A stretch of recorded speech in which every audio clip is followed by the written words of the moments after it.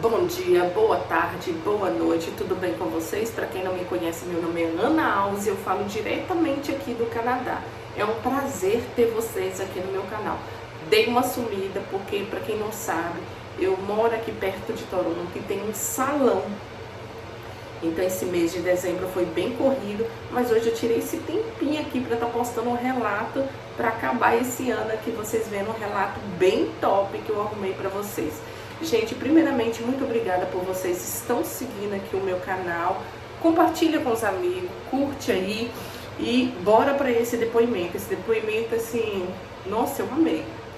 Assim, uma experiência bem diferente. Imagina você atravessar do Canadá para os Estados Unidos. E lembrando que o meu canal é Relatos de Imigrantes, então é para todos os tipos, não é só pro Caicai, tá bom? Então um beijo, um Feliz Natal. Lembrando também que eu trabalho com assessoria para você tirar o seu visto, tá? Americano ou canadense. Um beijo enorme para vocês, você bem curta aqui, porque a vida tá bem corrida. Um beijo enorme para vocês, um Feliz Natal, um próspero ano novo. E bora, gente, eu tô precisando de relato, hein? Um beijo, fica com Deus e até a próxima, se Deus quiser.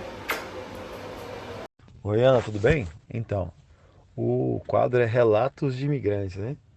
Bom, eu vejo você sempre falando aí, o pessoal sempre trazendo relatos de caicai, de travessia pelo México, saindo de Equador, Guatemala, até uma travessia que eu pude ver no seu canal, que eu conheço há pouquíssimo tempo, eu descobri agora, recente, seu canal. E que um amigo meu que me mandou um vídeo e eu assisti, achei interessante, comecei a consumir todo o conteúdo do canal. E achei por bem compartilhar um pouco da minha história, porque também trata-se de um relato de imigrante.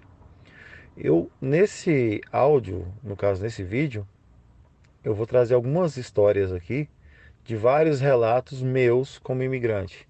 Tenta fazer de uma forma resumida, porque é muita coisa, mas o mais importante é a minha entrada nos Estados Unidos pela terceira, na primeira, não, segunda, terceira vez.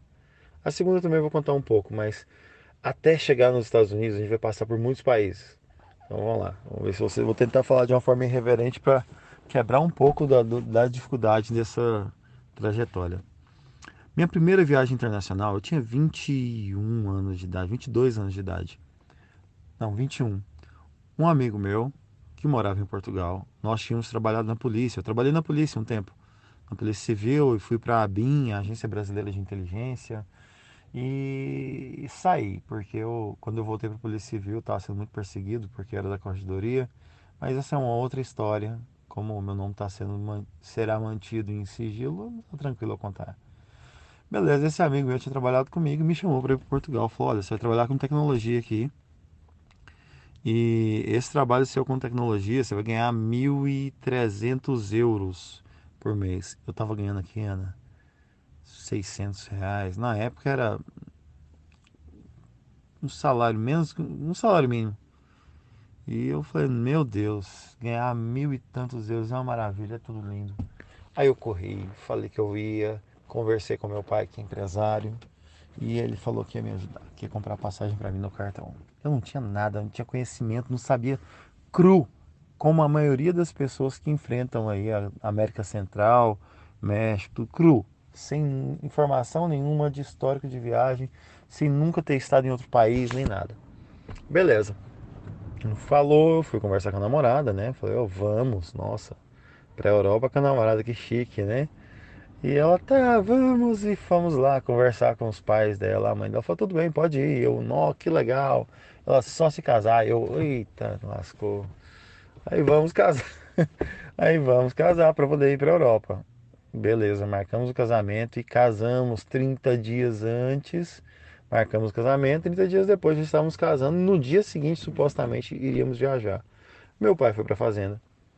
E eu contando com meu pai, vendi o carro para fazer a festa do casamento, que era a filha mais velha deles que iam casar e tinha que fazer e tal. E fiz aquela coiseira toda. E meu pai não chegava da fazenda, a moça da agência me ligando. E a passagem e tal. Meu pai chegou um dia antes do casamento. E virou para mim e simplesmente falou que não ia poder ajudar porque ele teve um outro compromisso e tal. E eu com o casamento marcado. Todas as pessoas acreditando que nós íamos para fora Então ninguém me preparou um presente, alguma coisa assim. Eu tava ganhando mixaria, vocês lembram, né? De eu falar. Enfim, casamos e não fomos pra Europa. Fui conseguir isso somente no ano seguinte. E meu amigo me disse que tinha um salário ótimo, que o irmão trabalhava, que ele ajudava a me contratar porque sabia das minhas capacidades, né? E eu trabalhava com tecnologia aqui, com informática. No outro ano eu fui, chegando lá, não tinha esse emprego. Não, mas espera aí, vamos contar aqui a história antes do caminho. Peguei a primeira vez que eu entro no avião, vou de Goiânia a São Paulo, um ano depois, dia 25 de maio. Chegando em São Paulo, passando mal horrores, porque primeira viagem, né? Tinha passado mal no voo, deu um mal-estar estomacal. Deu tempo de melhorar em São Paulo, porque eu cheguei de manhã em São Paulo e pegaria o voo à noite, às 19, um voo da Air France, para ir para Paris, depois de Paris para Lisboa, porque Lisboa deporta pra caramba brasileiro, Portugal tava deportando muito brasileiro. E eu fui, né? E na hora que peguei esse voo da Air France, não sabia nada, nunca tinha andado de avião daquele tamanho, achei impressionante que era muito grande, tinha TV e tudo, e enfim, fui com uma moça brasileira que morava na Bélgica, ela me ensinou um bocado de coisa em francês, e eu sou autodidata, eu aprendo tudo muito rápido mesmo. Por mais que eu estava indo sem informação nenhuma, eu aprendo tudo muito rápido. E no meio do oceano, assim, só via água na telinha do monitor de localização lá, de frente à minha poltrona. Só via água, água, pra todo lado só água. A gente pegou uma turbulência que abriu os bagageiros, caiu mal em cima de pessoas. O piloto ficou gritando em francês, eu não entendia. E tal, as aeromoças saíram correndo e foram lá e sentaram, colocou um cinto de 5 pontos. Eu falei, credo, eu sinto meu que não vai dar certo. E eles falando no microfone, tudo em francês, eu não estava entendendo. A moça do meu lado deu o piripaque do Kiko, travou, não falava nada. Quando eu olho as pessoas fazendo posição fetal, colocando a cabeça no meio das pernas. Falei, então a gente tem que preparar para o impacto. Orei a Deus, agradeci por tudo, pedi para ele já ir perdoando meus pecados até a hora que eu morresse, para poder facilitar meu acesso. E passamos essa turbulência. Beleza, chegamos em Paris, depois de muito susto. A comida era maravilhosa no avião, tudo muito bom. Quando chegou em Paris, tinha um cara que estava do outro lado, um japonês, e veio eu arranhando em inglês, né, que eu já sabia um bocado, e conversando com o japonês e descemos do avião, tínhamos que entrar nos ônibus. Esses ônibus saíram em direção ao terminal, com, com uma leva de passageiros, né? Chegando no terminal, estava o exército francês lá, tava tendo uma ameaça de atentado e tal. Parece uma célula terrorista no Brasil, alguma coisa assim. Sei que eles perguntavam, todos os brasileiros mandavam encostar. E detalhe, todo esse custo da viagem eu não tinha juntado, não conseguia, né? Ganhava pouco, já era eu que sustentava a família, minha mãe ajudava, enfim, eu ajudava minha mãe no caso, nessa época, e eu tinha pego dinheiro com a agiota. E eu pensei, meu Deus, se esse povo me deporta, eu vou ter que vender meu rim, eu nem sei onde que vende rim. Mas enfim, chegando lá, na hora que eu fui descer do ônibus, tinha uns brasileiros na frente, o oficial do exército, exército mesmo, com chapéuzinho de boina vermelha. Falou, é brasileiro? E o cara, sim, encosta no muro ali, né? E falando em português, meio um francês, meio portuguesado.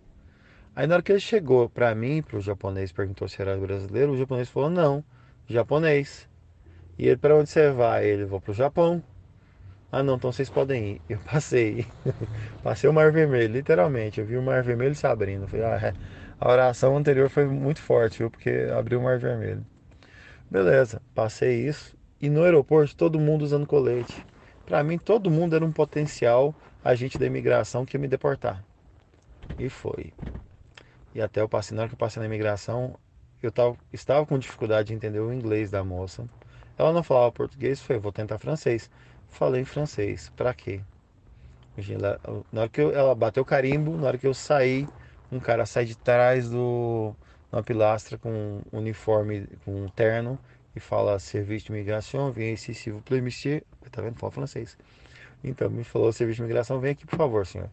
Me levou pra salinha e falou, por que você fala francês? Você morou aonde aqui?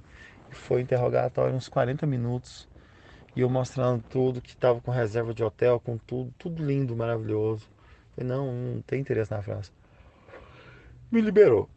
Conversei tudo com tranquilidade. Eu falei que eu não falava francês. Ele, não, mas tá falando que não fala francês em francês e tal. Enfim, saí, um monte de gente novo de colete, todo mundo com colete. Peguei o voo para Lisboa, todo mundo com colete. Já tinham me alertado para ficar atento na esteira, na saída do aeroporto ali, porque ficam os oficiais de imigração, ficam observando. Se vê que você tem cara de pobre, que era a minha cara mesmo, de pobre, eles te levam para a salinha e podem te deportar e aquele medo todo. E o meu amigo está me esperando lá fora, então foi ser o alívio para mim ver o meu amigo. E eu preocupado, eu usando as técnicas da época da polícia ali, de filtrar o ambiente, de ver quem estava mais vulnerável. E, enfim, a moça estava do meu lado, assim, vestida de uma forma bem exótica, né, para não falar provocante ou algo assim. Aí os agentes da imigração pegaram ela. E nisso eu aproveitei e falei, minha mala tá aqui, tchau pra vocês. Fui embora. Passei pela portinha da imigração, o cara me chama pra salinha de novo. Eu falei, ah, meu Deus do céu, que viagem turbulenta. Tô indo pra Europa, né, gente? Não tô atravessando a fronteira aí com água até o joelho. Enfim, entrei na salinha, o cara conversou comigo. E o hotel que eu tinha reservado era um hotel muito chique. Era um hotel muito top. E era perto do aeroporto. Aí chega um cara. Gente, olha uma dica. Vocês estão viajando a turismo? Não vai de terno e gravata, não. Não vai de roupa social, não, achando que vai estar indo bonito. Não vai. Porque não dá certo. Como você vai justificar é, que você está indo a turismo vestido como se estivesse indo para uma reunião de negócios? Não dá. Então vamos lá. Entrou um cara de terno. Mineiro. Falando bem mineirês, assim. Tipo goianês que eu tô falando agora. E ele pegou e o cara olhou pra ele assim, já me largou. Eu tava com a mala aberta, ele já virou as costas pra mim, já foi em cima do cara. Você veio aqui fazer o quê? Ah, passear, férias. Não, mas férias de terno e tal. Eu comecei a ouvir a história do cara, que já era meio que óbvio. Aí eu peguei e virei, interrompi ele. Falei, com licença, senhor, o hotel, o Hilton aqui é próximo aqui ao aeroporto? Ele é assim, então já está. Já está significava que eu poderia ir embora, mas eu sabia disso? Não sabia. Eu falei, já está o hotel, de certo, deve estar logo aqui. Pensei. Aí depois entendi, questionei, ele falou que eu podia ir. Saí no aeroporto tremendo, saí da parte ali da segurança, né? Passei pela alfândega local e já estava ali no saguão do aeroporto. Com as pernas trêmulas, cadê meu amigo? Não tava. O cara não foi. Ele, não, eu tô aqui na rodoviária. Você vai sair daí, vai pegar um táxi. Gente, ó, presta atenção. Tem os táxis homologados dentro do terminal. O bonito aqui, esses devem ser o olho da cara, porque eu comi um pão de queijo em São Paulo, foi quase um mês de salário para comer um pão de queijo em São Paulo. Então, esse táxi aqui vai ser muito caro. Eu vou pegar aquele táxi lá fora. Maldita escolha que eu fiz. O cara tentou me extorquir. Eu tive que passar a perna do taxista português. Por quê? Porque ele pegou um celularzinho, falou que estava gravando, que ia me levar para imigração, que sabia que eu tinha dinheiro, porque você não entra em Portugal ou em outro país sem ter dinheiro, né? Pensava eu, né? E todo mundo falava isso. Mentira, viu, gente? Se você souber, você não precisa de estar com dinheiro em espécie, não. Porque hoje em dia até mesmo ninguém usa muito ter dinheiro em espécie.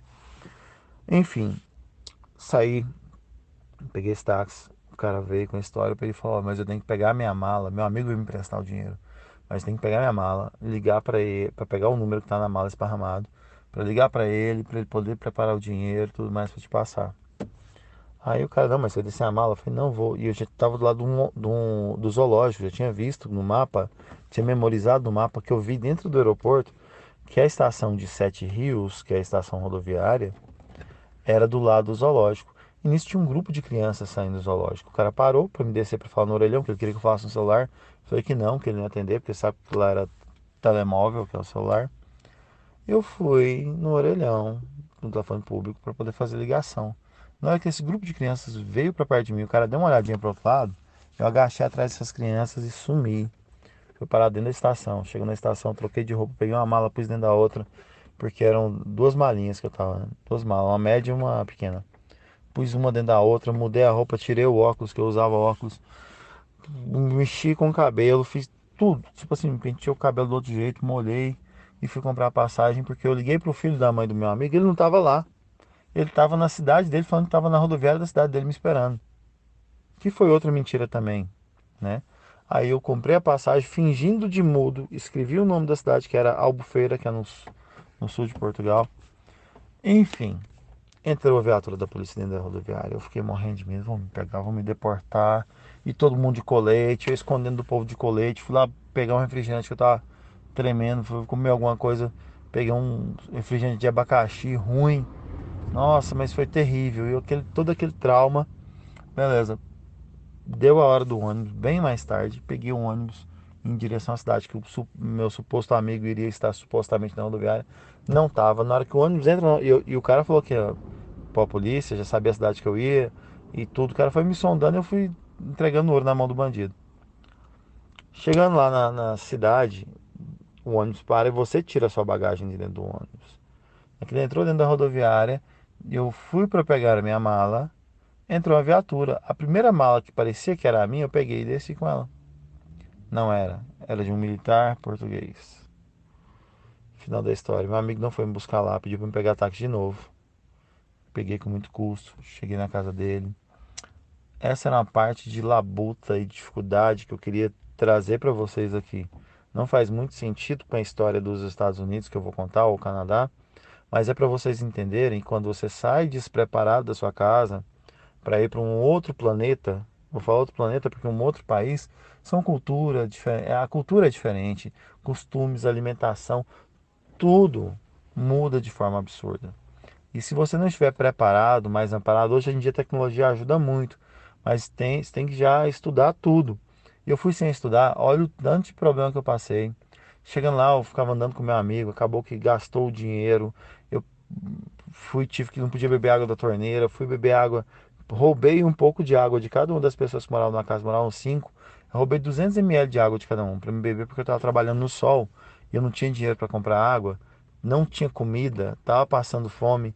Peguei um pouquinho de água pro pessoal, tudo brasileiro. Queria me expulsar da casa. Me expulsaram, inclusive, colocaram as minhas coisas do lado de fora. Mas como estava perto do dia de eu receber e perto do dia do aluguel, eles me aceitaram de volta. Então, assim, foi muito sofrimento.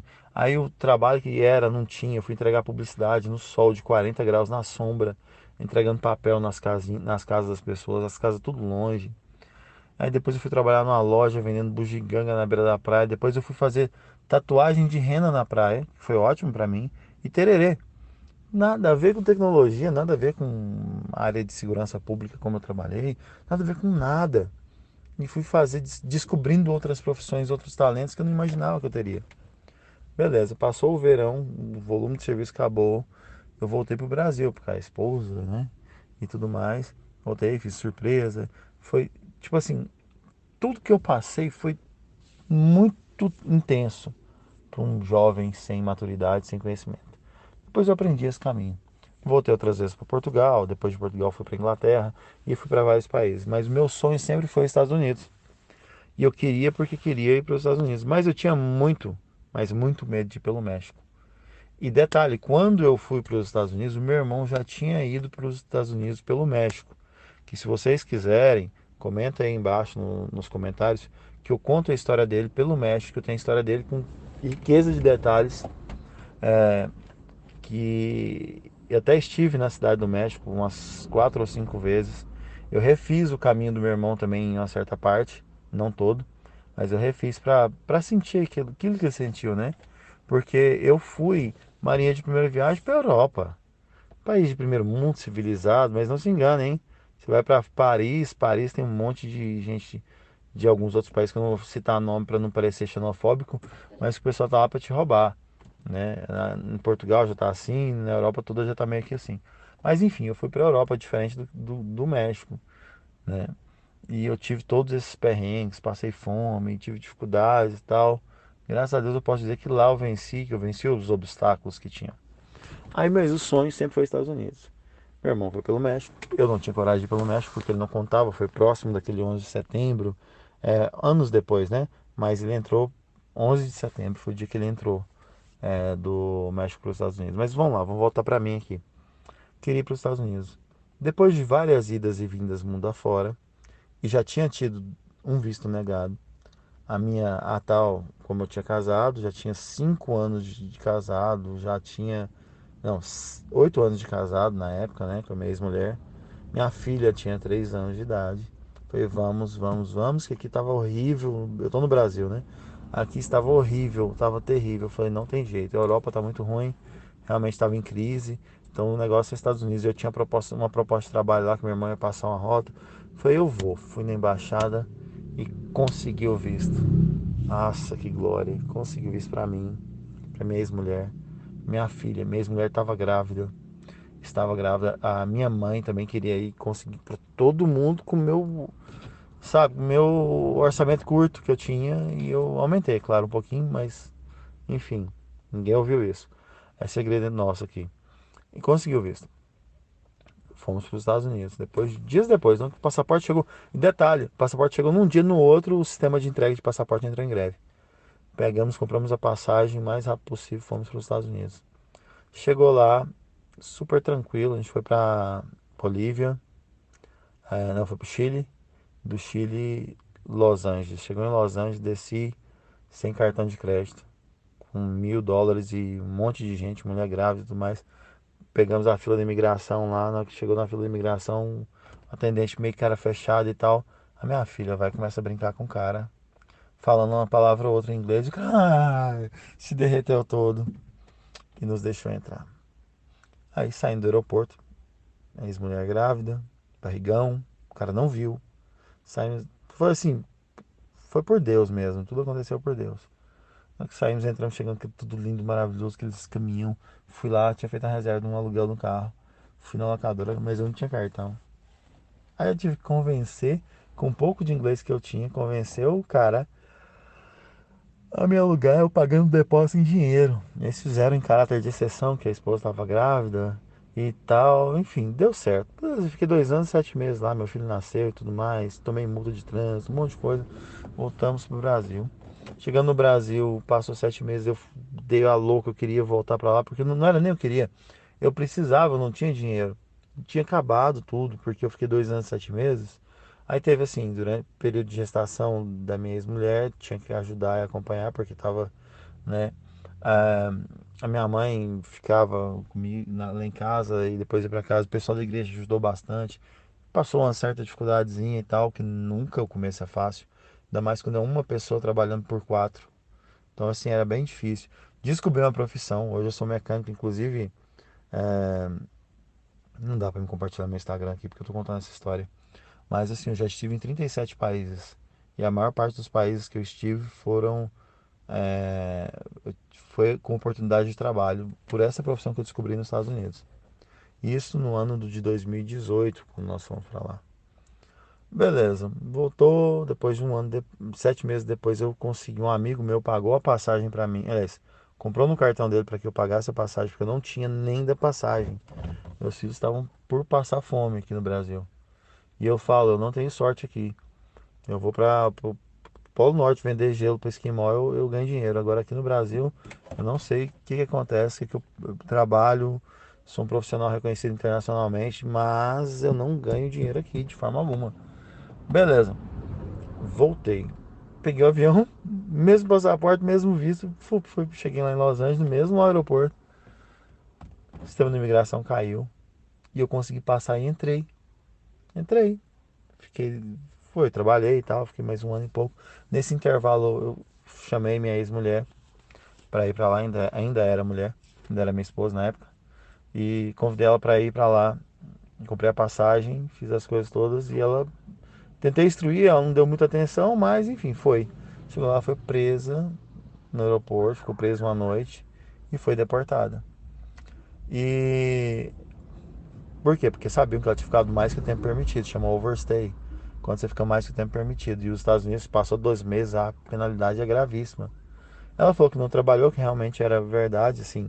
Ela fez alguma coisa ou outra, mas. Então eles não tinham dados de trabalho dela, cheque compensado, alguma coisa assim, para poder prejudicá-la, dando 10 anos de punição, mas deram 5 anos para ela. Aí depois, quando eu voltei para o Brasil de novo, passado um tempo, eu não tive alternativas, eu tinha que voltar para os Estados Unidos para trabalhar. Porque lá eu tinha minha profissão é valorizada, tinha minhas ferramentas, as coisas todas, e a chance de voltar. Mas eu não podia arriscar. Por quê? Porque simplesmente a minha ex-mulher tinha sido deportada. Quando questionaram, não, só o meu marido trabalhou. Aí quer dizer, o seu marido, então, como você pediu visto, o seu marido é o fulano que está gravando esse áudio. Então, vamos automaticamente cancelar o visto dele. E ele vai ser deportado. E tomar uma punição. Então, eu não pude. Não pude tentar de novo. Não quis arriscar. E Deus, ainda bem que eu não arrisquei. Eu falei, eu vou pro Canadá. No Canadá eu descubro como entrar nos Estados Unidos. Eu ouvia boatos de que tinha pessoas que você pagava lá, a pessoa te levava. Tinha muita noção, mas eu tinha dado uma estudada mais ou menos. Eu comprei uma passagem, tá? Promoção da Copa Airlines, ida e volta por R$ 1.700. Comprei essa passagem antes de ficar totalmente falido e fui para o Canadá estudar a fronteira, conversar com pessoas. E eu conheci, ninguém sabia desses caras que atravessavam, não. Não tinha, não. Esses coiotes canadenses, não achei de forma nenhuma. Eu fui na fronteira, estudei um pouquinho a fronteira e tal, voltei pro Brasil. Porque eu não tinha. A gente, desculpa, aqui é meia-noite, alguma coisa, eu trabalhei o dia todo. Não tinha aqui no Brasil. Eu não tinha condições de ficar lá no Canadá até achar. Tinha que voltar pro Brasil, a passagem estava paga, né? Eu voltei pro Brasil. Aí, detalhe, eu fiquei nos Estados Unidos, entrei com visto e tudo mais. Mas pro Canadá eu pedi o ESTA, que é a autorização eletrônica de viagem. E eu entrei no Canadá com essa autorização eletrônica de viagem, deu tudo certo. Aí, um tempo depois, né, eu já no Brasil, eu tinha feito contato com um cara lá. E eu estudando a fronteira, feito um louco, porque eu tava sem dinheiro, já não tinha nem da passagem, não tinha nada. A minha água, a energia em casa estava para cortar e eu sou trabalhador, eu trabalhava bastante e eu não estava dando conta, não sei o que que acontece. E aí, enfim, um cara que eu conheci lá, que eu tinha trago uma encomenda para na época a esposa dele, uma mala com roupas para a filha e tal. Esse cara me ligou. E aí, fulano, quase que falei meu nome. Você conseguiu já o negócio para ir para os Estados Unidos? Eu falei, não. Eu conheci uns caras aqui que eles cobram 5 mil para atravessar. Na época, né? Eu, nossa, que massa, hein, cara? Mas, se eu te falar, ele, vamos? Eu falei, "Não, eu queria, mas eu não tinha dinheiro." Aí eu expliquei, falei, ó, eu tô quebrado, liso, leso, não dou conta e tal, tal. Aí, poxa vida, não, mas... Aí foi assim, uma semana ele me ligando, a gente conversando. E ele pegou, eu peguei e falei assim, não, mas eu acho que eu sei de um caminho. Aí ele, ué, quantos por cento de chance de dar certo? Na minha teoria, porque eu estudei, gente, eu estudei metro por metro da fronteira Estados Unidos-Canadá, até no Alasca, metro por metro. Estudei questão de temperatura, estudei não, tudo que vocês imaginarem ali, da geografia, relevo, do tipo de região onde o pessoal era mais xenofóbico lá do americano, do tipo de animais que eram encontrados em tais regiões que tinha. Eu filtrei por 18 pontos de vulnerabilidade e assim, de 18 pontos que eram que eu conseguiria atravessar. Isso em 2018. Só que, gente, não se engane, não tem mais esses pontos, eles acabaram, viu? Não adianta perguntar a Ana aí, ou perguntar achando que eu vou responder nos comentários aí se onde eram esses locais, porque não existem, eles estão mais monitorados que o Big Brother Brasil, mais do que o Congresso Nacional do Brasil. Enfim, nem sei se eu podia falar isso. É, e eu falei pra ele, ó, tem um lugar assim e tal. Ele, não, então vamos, eu vou, eu animo, eu tenho coragem que você. Eu falei, cara, mas eu não tenho dinheiro. Final da história, o cara pagou pra mim a passagem. Ele me mandou o dinheiro da passagem. Como os meus filhos, tinha dois filhos já, né? Estavam aqui, faltava comida, né? Porque eu não aconselho ninguém a fazer uma loucura dessa. Mas eu tava nessa situação de ver os meus filhos. A minha avó levou de presente lá pra gente uma bandejinha de iogurte, daquela que você comprava no Atacadão na época por uns 50. Não tem mais isso, né? Deve estar uns R$ 4. A mais barata, a que tiver mais assim, vencendo, deve estar uns 4, R$ 5. Então era de 1,50, ela levou uma bandejinha, porque ela gosta muito do meu filho. E aí, meu filho chegou todo alegre: papai, papai, você viu que a geladeira tá cheia? Vocês têm noção do que é isso? E isso foi a força e a energia que motivou a tudo isso aí que eu falei que eu fiz, né? E aí eu falei, não, tem que tomar providência. E nisso, eu conversando com meu irmão, que mora nos Estados Unidos, e ele falou, não, tá, eu falei que eu não tinha dinheiro, que eu podia sair, deixar eles, que se eu fosse preso, se eu morresse, alguma coisa, eles passar fome.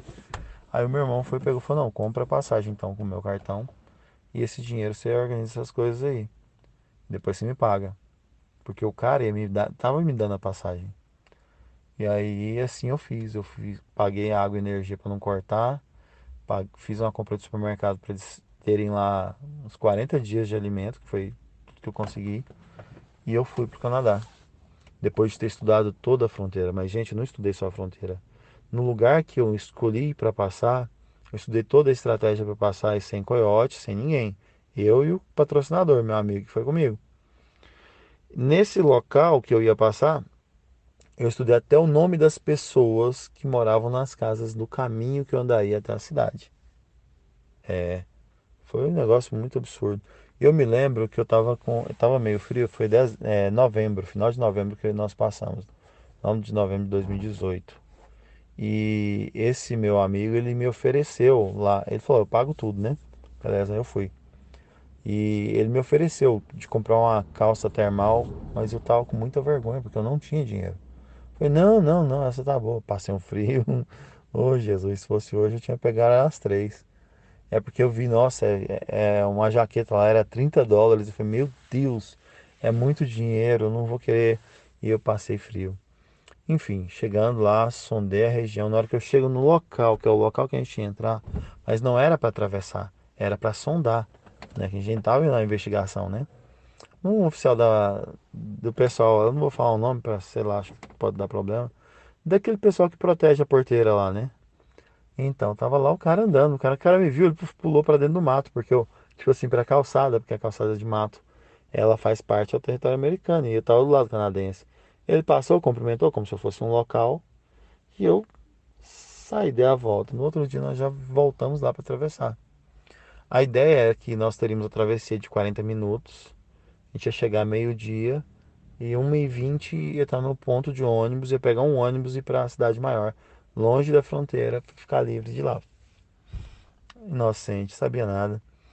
E aí eu peguei, a gente foi para 3 da manhã para Vancouver, que era na região de Vancouver.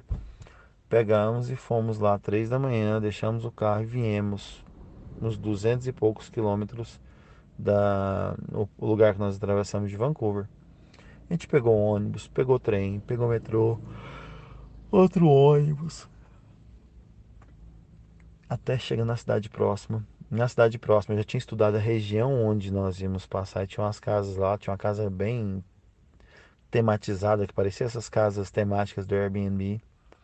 Consegui um táxi no restaurante que nós almoçamos, 11 e pouco almoçamos, e consegui um táxi. Fiz o taxista passar do ponto onde era para parar, porque a rua ela terminava na fronteira. Era tipo como se fosse dar uma volta no quarteirão, passando coladinha a fronteira. Fiz o cara passar e voltar, porque um táxi amarelo passando de frente à fronteira com certeza ia chamar a atenção, né? Sem sombra de dúvidas, já que é bem comum que todo mundo tenha carro nas regiões dessas, né? Beleza, o cara voltou, descemos na casa, entramos para dentro da área privativa da casa, do lote da casa, né? Pro taxista ir embora, porque eu já tinha estudado tudo, eu sabia o horário daquelas pessoas. Demos uns passos assim para dentro, não invadimos total, a gente só ficou perto do portão. Na hora que o cara desapareceu, a gente voltou e pegou a estrada a pé, em direção à travessia.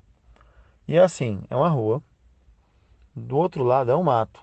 Esse mato, 30 centímetros do meio-fio, já é Estados Unidos. Só que o brasileiro, ou quem quer que seja, não tem direito a um pedido de asilo, que tem a regra da terceira parte, né? Que é o terceiro país. Você saiu do seu país e passou por um país seguro, você não tem direito a pedir asilo num outro país seguro, a não ser que aquele país seguro inicial tenha te negado. Não sei se vocês sabem disso. Pedido de asilo. Então, tipo assim, um álibi que eu teria de pedir de asilo, não dava, não ia colar. Então eu ia ser preso, né?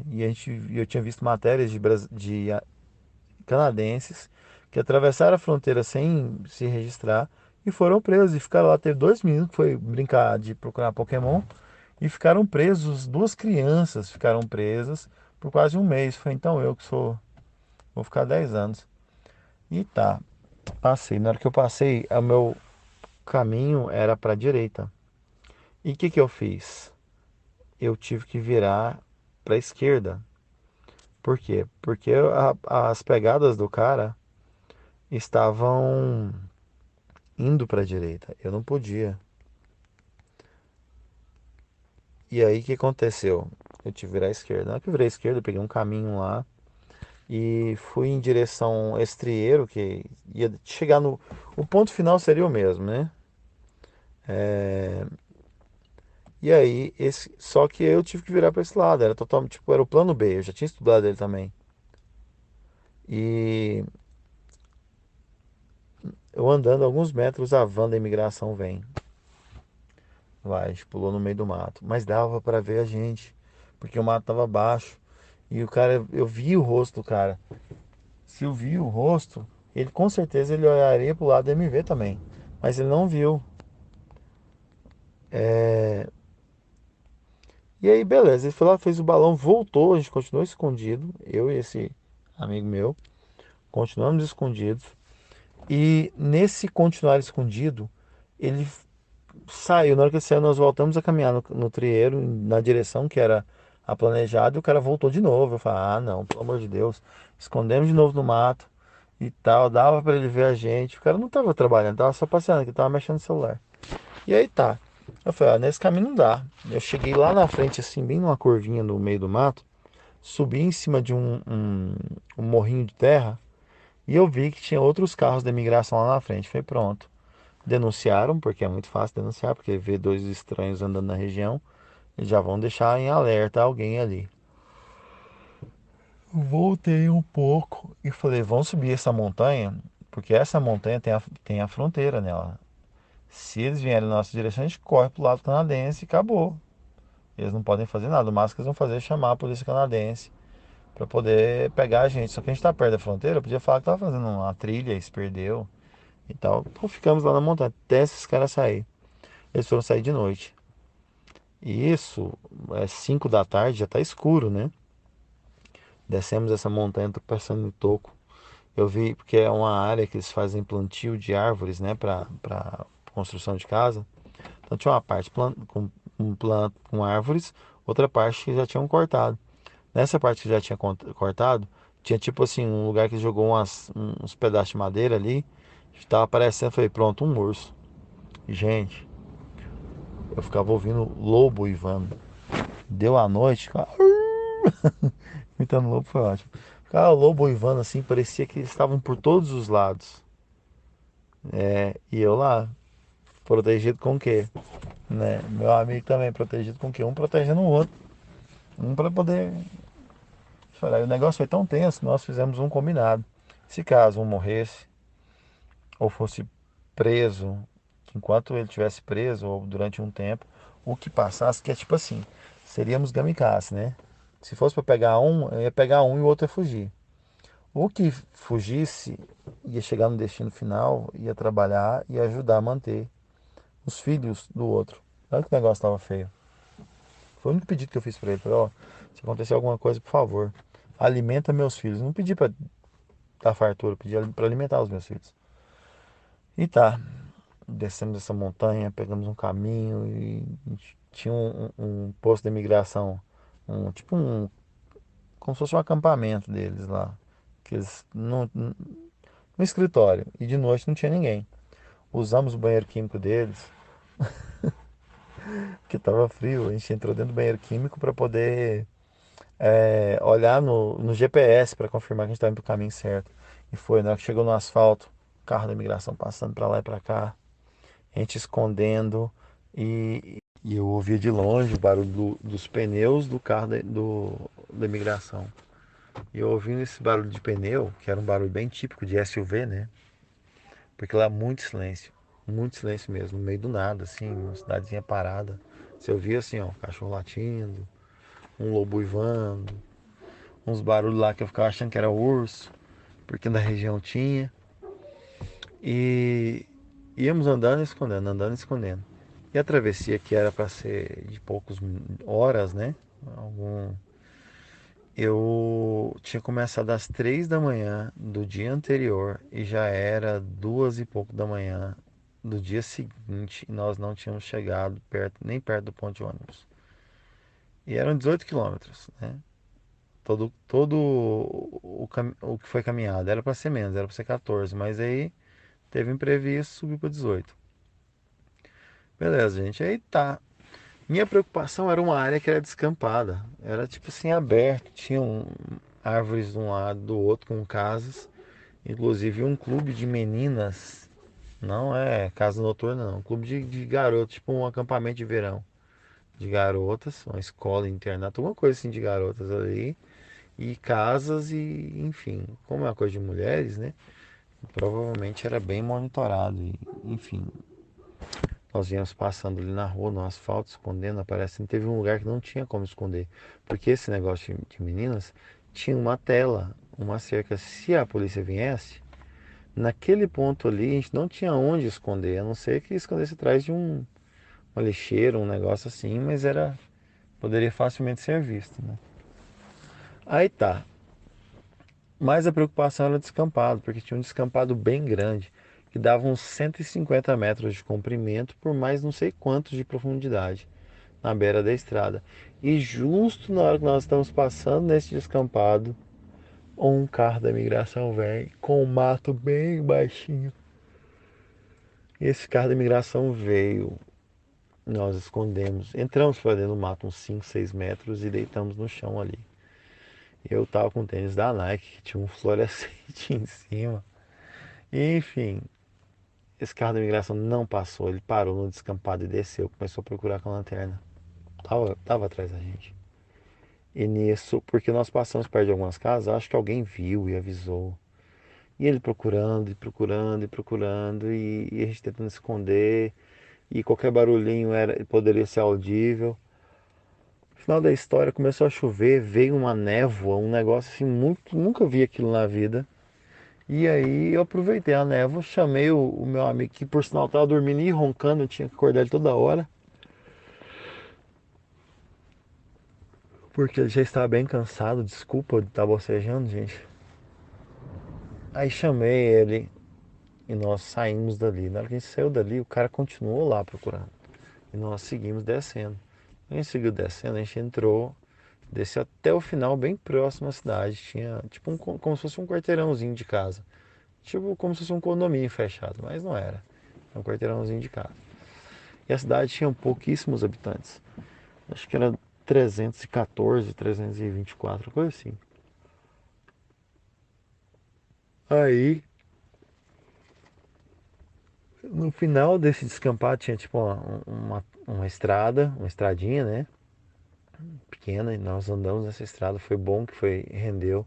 Na hora que chegou do lado desse condomínio, pra gente pegar e sair sem ter que dar a volta pela parte da frente do condomínio, nós fomos passar pelo fundo. Tinha uma mata bem fechada, mas tão densa, que uns 15 metros, a gente demorou uns 30, 40 minutos para passar essa metragem tão curta.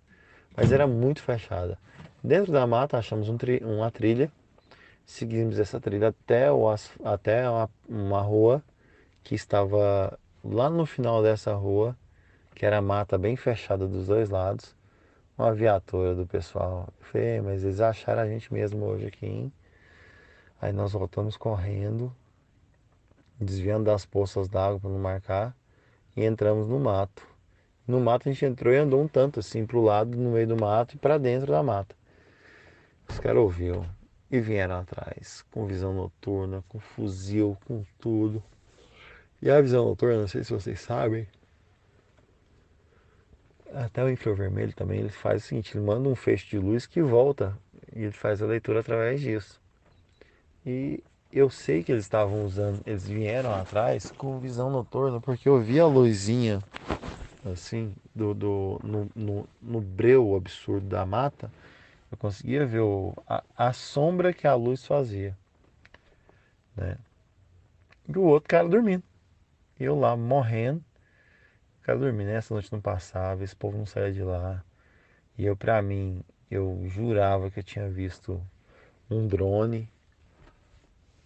E Gente, mas foi difícil. Desculpa estar abrindo a boca de novo, mas foi difícil, mas foi complicado. E aquela preocupação, nossa, vão pegar a gente vai ficar preso. Eu nunca fui preso na vida e eu já prendi gente e eu sei o quanto é ruim. E, e eu já imaginei aqueles Orange is the New Black, aquela série do Netflix lá, aqueles presidiários lá. Não tinha essa série, mas tinha um filme parecido. E eu falei, eu magrinho desse jeito aqui, vão me pegar. Aí, enfim, na época, né? Não sou mais. Aí, enfim, esse pessoal saiu de lá, nós fomos em direção ao asfalto. Aí tínhamos assim uns 600, 700 metros de área de cidade. E essa área é totalmente descoberta, né? Tipo assim, não tinha mapa, não tinha nada, a gente tinha que andar e já era de dia. A gente pegou e foi. Só que aí, como a roteiro era o horário do ônibus era que eu tinha memorizado, os horários, era pra sexta. E isso já era um sábado. E cheguei lá no ponto de ônibus pra pegar o ônibus. 7h45, que era o horário do ônibus. E eu todo feliz, né? Nossa, estamos na América. Uau, não acredito que eu tô aqui de novo. E eu pensando, né? Eu tô lá no ponto de ônibus parado. Na hora que eu olho, né, no negócio do ônibus, o ônibus não sai às 7h45, sairia 8h30. Eu, meu Deus, 45 minutos aqui, num lugar que toda hora passa imigração. Mas eu já tava dentro da cidade, não tava na rua externa, sim na rua interna. Tá, eu e o meu amigo lá, já preocupado, quando a gente olha pro lado, um americano daqueles de veterano de guerra, vindo com uma sacola cheia de coisas. Esse cara já chegou assim, encarando a gente. Aí o cara, o que vocês vieram fazer aqui? O que vocês estão fazendo aqui? Aí o cara, o meu amigo falava inglês bem, né? Eu peguei e falei, não, tem um cara aqui que eu não vou falar o nome, né? É, ele, o que é esposo da fulana e tal. Eu falei, é esse mesmo, a gente serviu junto lá no Haiti, pela ONU e tal, porque eu já sabia que o cara tinha servido. E o outro era militar, então isso era o ideal a se falar. Aí eu falei, não, que eu vim de Uber, né? Só que aqui não tem. Eu não consigo pedir Uber pra mim voltar para o aeroporto. E tá eu, meu amigo aqui e tal. Me serviu com ele. Ah, então, sei lá, a esposa dele faz um chocolate quente bom. Eu tava com a garrafinha, eu falei, tem um pouquinho aqui ainda. Acho que eu termino. Se tiver, ainda tem um pouquinho aqui. Eu gostei mesmo, é muito bom. Eu conversando com o cara, né? Porque é tipo com sequela, sabe? Veterano com sequela. Então, aí conversa vai, conversa vem. Passa o carro da imigração e eu e o cara conversando. Gesticulando, o cara só deu uma olhada assim. O meu amigo é branco, né? Tava do lado, postura de militar, que é ex-militar também. E o cara passou, deu só uma cumprimentada com a cabeça assim da imigração. E deixou a gente lá, hein? E eu passei, voltei a alma pro lugar e continuei a conversa. Passa um pouquinho o ônibus chega. Entramos no ônibus, todos nós três. Paguei a passagem lá, já tinha o valor do bilhete separadinho. E 2 pontos de ônibus à frente entra um agente da imigração dentro do ônibus. Gente, vocês imaginam o sufoco? Um agente da imigração entra dentro do ônibus. Eu tinha passado a noite no frio, tava com 0 graus, 0 graus. Tanto é que na hora que eu cheguei, mais pra frente eu não vou antecipar, tava o vidro dos carros todos congelados, começou a nevar horas depois. Mas enfim, entra o agente da imigração dentro do ônibus, senta, porque ele tava rendendo turno. Ele tava trocando de turno. E entra um outro, doido, um doido. Um doido entra no ônibus, bate o olho pra minha cara, olha no meu pé, fala, esses dois ali, ó. Tava atravessando a fronteira, olha o pé dele, tá cheio de mato. E eu, puta que pariu. Palavreado, não era pra ter falado isso, mas foi, pelo amor de Deus. É.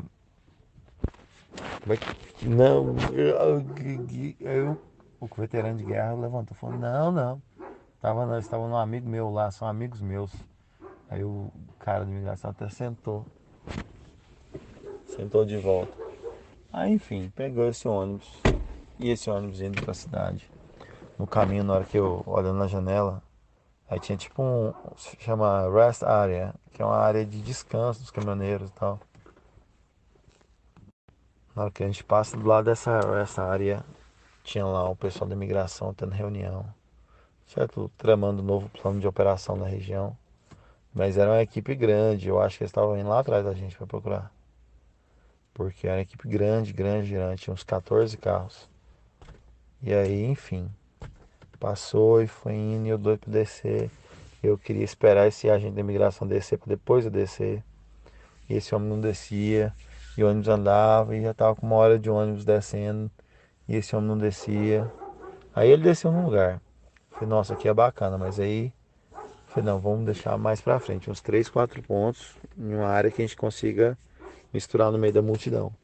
E esse lugar não chegava, até chegar no último ponto do ônibus, que era tipo uma estação. Descemos, eu com muito frio, mas muito frio, muita fome, muita sede, muita vontade de ir ao banheiro. Eu peguei e falei, cara, eu não sou de beber café, vamos tomar um café ali pra esquentar, até a gente conseguir organizar para poder pedir o Uber. Eu tenho que reservar um hotel e pedir o Uber, então tem que pegar um negócio aí. Eu lembro que eu tinha ido com um celularzinho Nokia, daqueles, nossa, terríveis. Eu não conseguia fazer nada, acessar nada com aquela porcaria. Enfim, consegui o hotel, reservou um hotel, pedimos o Uber, isso tudo patrocinador lá, né, bancando. E com esse fomos pro hotel. Chegou no hotel, eu fiz uma reserva de um carro. Eu falei, vamos lá no aeroporto, já pega o carro, que amanhã cedo a gente sai do hotel. Cedinho já começa a descer de Washington, sentido Califórnia, né? Porque ele ia para outro lado, ele ia para perto de Nova York. Então eu comprei uma passagem para ele, depois que a gente saiu lá de perto, comprei a passagem para ele ir, deixei ele no aeroporto. Mas volta na história, chegou no aeroporto, na hora que eu vou pegar o carro, do lado de quê? Que era a locadora do ladinho da imigração, gente. E os caras com aquela roupinha da imigração lá e eu só o coraçãozinho trancado, com medo. Mas já tava bom, já tinha ido pro hotel, já tinha tomado banho, já tinha tomado um café, já tinha comido alguma coisa. E aí, só que na hora que a gente chegou pra pegar, a locadora já tava fechada, tinha que voltar no outro dia. No outro dia cedo peguei o carro, fez lá tudo bonitinho.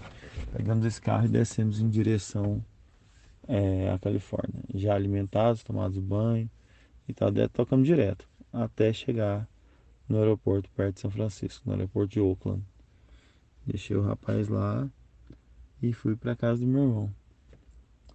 Nessa história aí, gente, é assim, eu não aconselho ninguém a tentar fazer uma loucura dessa. Eu não aconselho, porque primeiro, deixa eu explicar, é uma área onde tem animais, tem lugar que tem leão da montanha, não é um leão igual da savana africana, mas é vou dizer assim, uma onça tunada. Tem matilhas de lobos, os lobos, dá um Google aí pra você ver, o lobo canadense. Você vê o tamanho que é esse bicho. Tem cobra, apesar que essa época não era época de cobra, mas tem cobra se for no verão. Tem urso. O lobo é gigante. Se você estiver perto de uma árvore e desesperar e subir, conseguir escalar a árvore como se não houvesse amanhã, você às vezes escapa e eles vão ficar ali te rondando. Alguém tem que te resgatar. Porque se você descer, eles vão te achar de novo. O urso ele sobe, cara. Ele sobe atrás. E ou derruba a árvore, dependendo do tamanho da árvore, e te ataca. Dentre outros tantos bichos. Então assim, é muito perigoso. Eu tive treinamento de combate em mata, em florestas, em situações adversas. Treinamento de resgate para a floresta. O meu amigo também é ex-militar. Ele teve treinamento no meio do mato. Então assim, eram duas pessoas bem preparadas fazendo uma loucura juntas, cientes dos riscos. Eles não aconselham isso a ninguém. Primeiro que agora também a fronteira do Canadá recebeu não sei quantos bilhões de investimento nos últimos anos. Questão com câmera de monitoramento por todos, sensores de movimento, câmeras com sensor de movimento, com drones, com satélite, com tudo para poder te achar, né? E também o risco é muito grande. Você viu tanto de imprevisto que deu, quantas coisas que poderia acontecer. E outra coisa, e se eu tô lá no meio do mato, no meio do nada, no escuro, o policial vai me ver, o agente de imigração me vê, esse que tava com um fuzil na mão e a visão noturna. me vê e acredita que eu sou um terrorista. O cara tirava, o cara tirava. E aí, o que é ser de mim, né? Ele morreu lá no meio do mar e acabou. Ia ser só isso. Aí são humanos e tudo mais, cara. A escolha é certa, né? Que chore a mãe do outro, não do oficial, né? Aí eu poderia ter morrido nisso aí. Eu cheguei lá na Califórnia, fui pra casa do meu irmão, comecei a trabalhar. Aí eu trabalhando como mecânico, fui trabalhar dentro de um lote lá, no escuro, de uma empresa que eu atendia. E aí comecei a melhorar dentro da profissão, a aumentar meu know-how dentro da profissão. Tal. Aí veio em seguida a pandemia mundial. E essa pandemia me deixou muito preocupado, porque eu não sabia o que seria de mim, dos meus filhos, se eu poder ver os meus filhos de novo, se eu ia pegar Covid, se eu ia morrer de Covid. E eu estava lá nos Estados Unidos, né? Aí eu lá, tava tendo muitas dores nas costas, fui ao médico. O médico veio com a notícia que eu tava com câncer na coluna. Na lata, assim, o médico analisou. Isso já nos Estados Unidos, trabalhando, ganhando dinheiro. Tava bom, sabe? Essa parte tava atendendo, dentro da minha expectativa, crescendo no trabalho. Tava tudo muito bom. Aí falou isso, falou de pandemia. Comecei a fazer um tratamento de hormonoterapia para combater a possibilidade de ser o câncer, porque eu não tinha feito biópsia, então não dava para afirmar 100% que era câncer. Então tinha esse tratamento alternativo e eu fazendo. E nisso o médico alertou da possibilidade, como o Covid era muito assim, ninguém sabia muito dele, né? Do caso de se eu pegasse Covid, poderia ser fatal para mim, né? Porque pelas fragilidades que o organismo já estaria devido a essa tal hormonoterapia. E eu falei, não, tem que ver meus filhos, não vou morrer sem ver eles. E eu larguei tudo para trás e vim pro Brasil de novo, né? E tô aqui. Mas desde então viajei bastante para outros lugares. E aí vem uma outra parte. Eu estive no México 4 vezes. Uma para fazer um diagnóstico de um carro, outra em conexão. Aí eu falei assim, bom, eu vou no Canadá de novo, porque chegando lá eu vou ver como é que tá as coisas e tudo mais. Daquela sondada, depois eu volto, como eu fiz da outra vez. Na hora que eu cheguei no Canadá, o que eles fizeram? Cara, não, meu querido, vem cá, salinha, salinha, salinha. Fui pra salona e lá conversei, expliquei, fiquei de tradutor pro pessoal que chega num voo do México cheio de mexicano. No final da história, fui deportado do Canadá. Depois de ter saído dos Estados Unidos, ido pro Brasil, depois voltado pro Canadá. Fui deportado pro Canadá. E eles tinham a informação. Eles tinham a informação de que eu tinha estado nos Estados Unidos ilegalmente por 2 vezes, por 3 vezes. Tinha toda a informação. Eu neguei e tal, mas enfim, me deportaram. Mas como eu estava lá auxiliando na imigração, traduzindo de espanhol, de português para todo mundo, já atendendo o povo, já respondendo as dúvidas deles. O cara virou e falou assim, cara, fulano, você falou que você quer comprar uns negócios, aí você dá conta de ir lá e estar no aeroporto de novo às 18? Eu, sim, claro. Ele, não, então vou te liberar, você vai lá, faz esse trem, depois você volta aí. Aí chegando no seu país, você explica o que você fez, que você voltou tudo certinho, que melhor. E realmente, eu fiz e eles me deram visto de novo. Fui deportado, vim pro Brasil. Depois tentei, fui em outros lugares, fui pra Inglaterra, Portugal, já perdeu a graça. E agora tô aqui, querendo voltar para os Estados Unidos. Então qual será a próxima aventura? Que jeito que eu vou fazer a próxima vez, hein? Mas tá aí. Gostou da história? Foi bem resumida. Apoie o canal da Ana aí, que ele tá atingindo muita gente. Eu mesmo tenho aprendido bastante aqui, né? Essa deportação foi no ano passado. Foi em dezembro do ano passado, de 2022, né? Então tudo bem, não é tão recente como na semana passada, mas é recente de pouco tempo atrás. E depois disso eu estive no México mais 3 vezes. E eu vou ver se eu consigo achar um vídeo do México, onde você vê no aeroporto as pessoas muito mal encaradas, muito olhando muito suspeito. E outra, a sua postura no aeroporto vai determinar muito quem você é. Se você está viajando, você tem tranquilidade, você chega de boa, não tem o receio de falar com autoridades ou com oficiais, eles vão ver que você não tem, que não deve, não teme, né? Então, assim, hoje eu ando nos aeroportos, eu tenho meu passaporte quase todo cheio, falta 2 páginas só. Eu ando nos aeroportos, eu entro nas imigrações da vida aí, e eu falo assim, tão numa boa, tão tranquilo, que o cara nem pergunta nada. Só faz a primeira, a segunda pergunta ali e já carimbo. Então, assim, pensem bem, estudem bastante, estejam confiantes, porque o oficial de imigração é como um agente consular, ele é a autoridade ali. O trabalho do oficial de imigração é proteger a soberania do país deles. Se ele achar que você é um risco, ele vai te impedir de ir. E o país não está nem aí, se vai ser deportado da companhia aérea, vai ser obrigado a te levar de volta. E pronto, entendeu? Então, um forte abraço para vocês aí. Qualquer dúvida, pergunta aí que eu vou mandar a resposta pra Ana. E depois da resposta dada pra ela, ela provavelmente vai responder vocês aí. Então cria uma outra conta e fica outra conta nova aqui no Rastreável e respondo vocês aí. Porque eu tenho um novo projeto, né? Então não posso revelar a minha identidade secreta. Então espero ter ajudado vocês. Um forte abraço para todo mundo.